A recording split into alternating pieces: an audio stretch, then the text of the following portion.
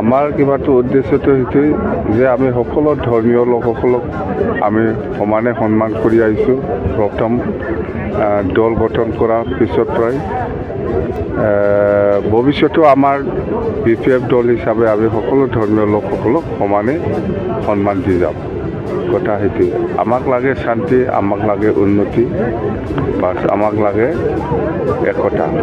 সেই উদ্দেশ্য লৈ পেলাই আমি কাম কৰি আহিছোঁ। সেইকাৰণে আজি ইছলাম ধৰ্মীয় লোকসকলে একমাহ ধৰি ৰোজা মানি চলি আহিছে, চবেই জানে। তো আজি ইভিনিং ইফতাৰ পাৰ্টিত একেলগে আমি অংশগ্ৰহণ কৰি আল্লাহৰ ওচৰত দোৱা কৰিছোঁ। BPF দলৰ প্ৰাৰ্থী তালিকা ঘোষণা এতিয়া নহ'ব, যেতিয়া নেকি কি কয় ইলেকশ্যন হ'ব বুলি ডিক্লেয়াৰ দিব, ইয়াৰ পিছত আমি প্ৰিপাৰেশ্যনটো আমি দিম। কোনে কোন সমষ্টিত টিকেট পাব এতিয়া ক'ব পৰাটো খুব টান। আৰু যিহেতু এতিয়াহে এপ্লিকেশ্যনটো আমাৰ হাতত পৰি আছে, যেনিবা গোসাইগাঁও হওক, কোকৰাঝাৰ হওক, কোনে কোনে খেলিব বা পৰ্বতজৰা কোনে কোনে খেলিব, এইটো জাষ্ট এপ্লিকেশ্যনটো আমি ৰিচিভ কৰি আছোঁ। ডিক্লেয়াৰ দিয়ক, ইয়াৰ পিছত ইহঁতৰ বায়'ডাটা গোটেই ষ্টাৰ্টিঙৰ পৰা ইহঁতৰ কৰ্মটো আমি চাম, কি কাম।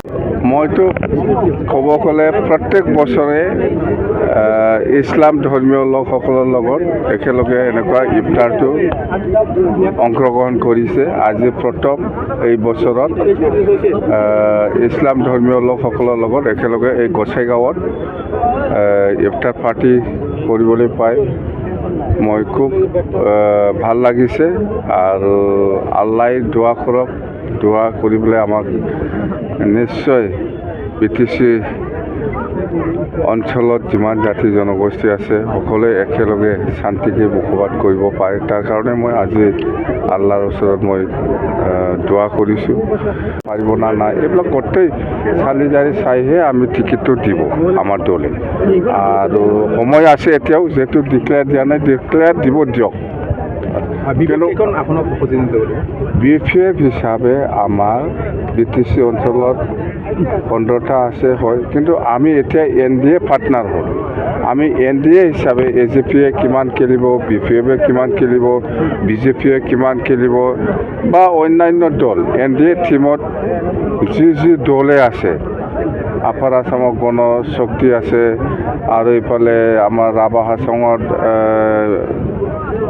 পলিটিকেল পাৰ্টি আছে, এইবিলাক গোটেই আলোচনা বিলোচনা কৰি কোন